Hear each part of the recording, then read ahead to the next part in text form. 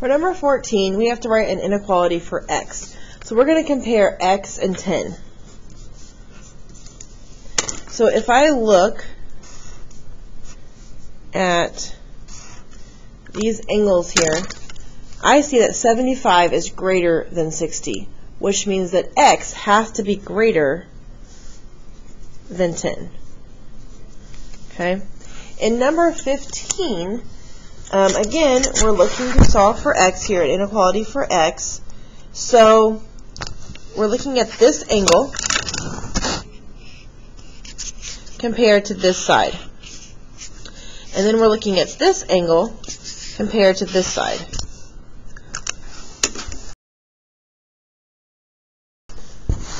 And we're seeing that 40 is greater than 35. So I would say 5x plus 5 is greater, based on the angles, than 20. And so if I were to solve this, we would get that 15 divided by 5 is 3. So we would say x is greater than 3. And in 16, we have to set up two inequalities. First one, we see that this angle is going to be less than this angle here based on this 4 and this 8. Or sorry, the 7 and the 8.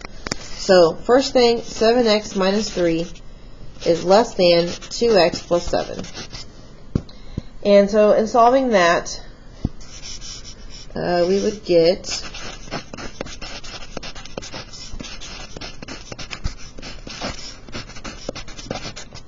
x is less than 2. Okay. Then I'm going to go ahead and set this one, 7x minus 3 greater to 0. And we're going to get that x is greater than 3/7. I take 3 divided by 7. So I'm going to still need to have that range, which is called the compound inequality.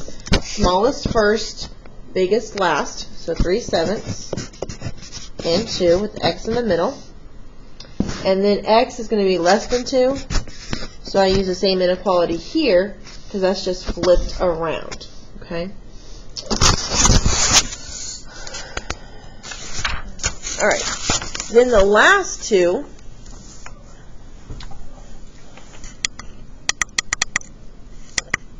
first thing I want to do is I want to draw a triangle and label it JKL.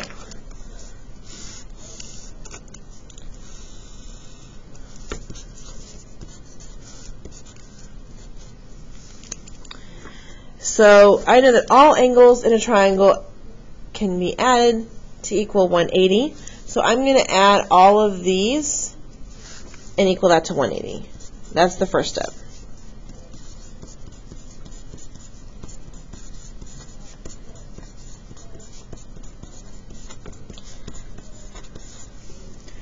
And if I combine like terms,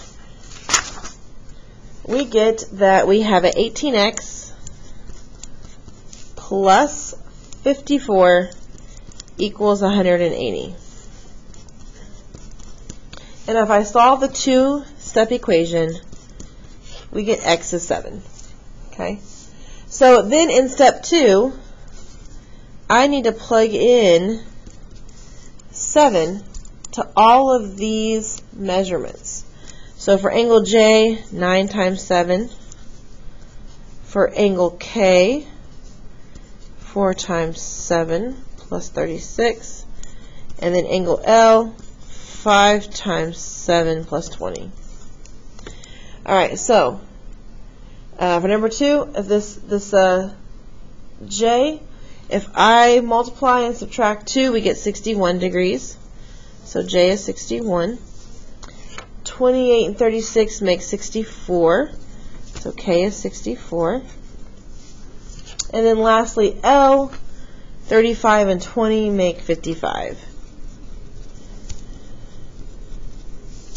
Okay, so from least to greatest angles, 55 is our smallest, which means that side JK is the shortest side.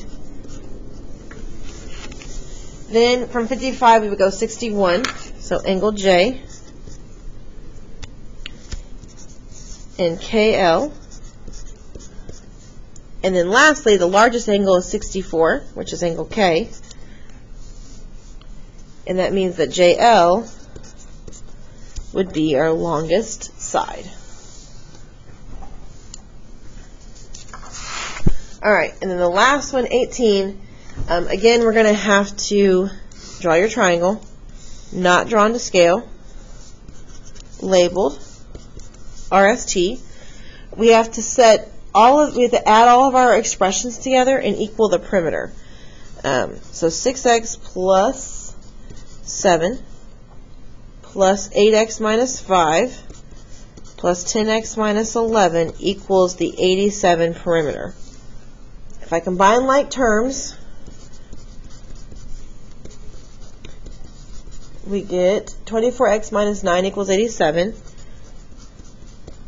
Add 9, we get 96, so x is 4. And then if I plug 4 into all these expressions, we would get our segment lengths. So I would get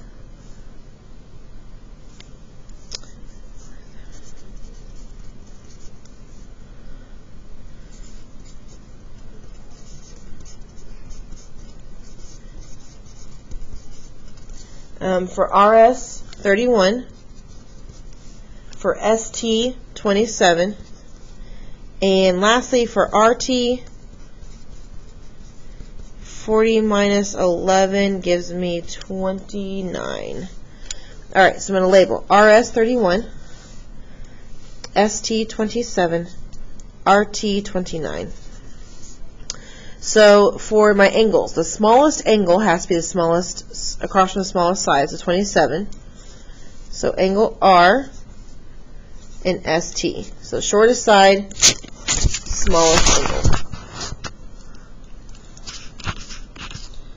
And then that increases to 29. So angle S and side RT. And then lastly, angle T and side RS.